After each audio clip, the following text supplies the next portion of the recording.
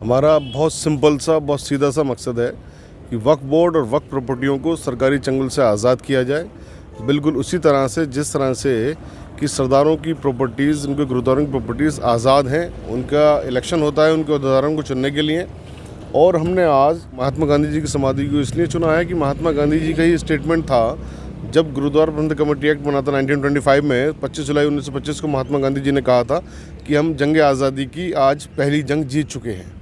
तो इतनी बड़ी चीज़ है ये, उस चीज़ का ही मैसेज हम पूरे हिंदुस्तान को, पूरे भारत को देना चाहते हैं, ख़ास तौर से मुसलमानों को देना चाहते हैं कि ये बहुत अजीम चीज़ है। आप सब लोग 30 से 35 लाख रुपए प्रॉपर्टी के मालिक हैं। आप में से कोई भूखा नहीं रह सकता अगर सिर्फ वक्फ बोर्ड के ओहदेदारान आपके सीधे आपके द्वारा चुने जाएं, यानी डायरेक्ट इलेक्शन इसका हो।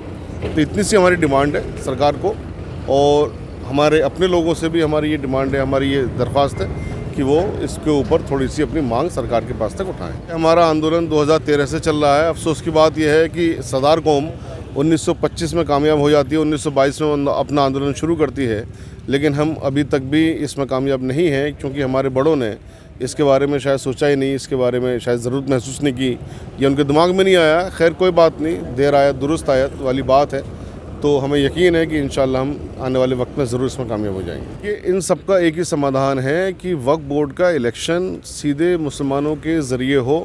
जब वक्फ बोर्ड के अहदेदारों का इलेक्शन मुसलमानों के ज़रिए होगा तो वक्फ बोर्ड की प्रॉपर्टियों के ताईं भी मुसलमानों का प्यार बढ़ेगा, ज़िम्मेदारी भी बढ़ेगी, और जो लोग इलेक्ट होकर आएंगे उनके अंदर भी एक रेस्पॉन्सिबिलिटी रहेगी।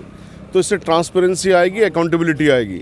जब ट्रांसपेरेंसी और अकाउंटेबिलिटी आएगी तो इस तरह की कोई भी चीज़ नहीं होगी। ये तो मुलाजिमों को तनख्वाह नहीं मिली है, हम तो बात कह रहे हैं कि जो भी 60 साल से ऊपर का बुज़ुर्ग है या महिलाएं हैं उनको पेंशन होनी चाहिए, जो हमारी तलाकशुदा हैं या बेवा बहनें हैं उनको पेंशन होनी चाहिए, जो बच्चे हैं जो अभी जिनके पास पढ़ाई के पैसे नहीं है उनके लिए स्कॉलरशिप होनी चाहिए, दवाएं फ्री होनी चाहिए, एजुकेशन फ्री होनी चाहिए।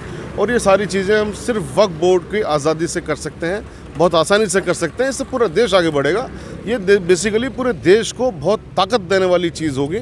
लेकिन देश के बाकी लोग भी इस चीज़ के बारे में ध्यान नहीं दे रहे हैं। जब हमें ध्यान नहीं दे रहे, माँ भी बच्चे को दूध नहीं पिलाती, बच्चा नहीं रो रहे। जब हम ही इस चीज़ को ध्यान नहीं दे रहे तो बाकी हमारे भाई क्यों ध्यान देंगे। हमें उम्मीद है कि जब हम ध्यान देंगे इस चीज़ के लिए तो बाकी हमारे भाई भी इस पर ज़रूर आवाज़ उठाएंगे।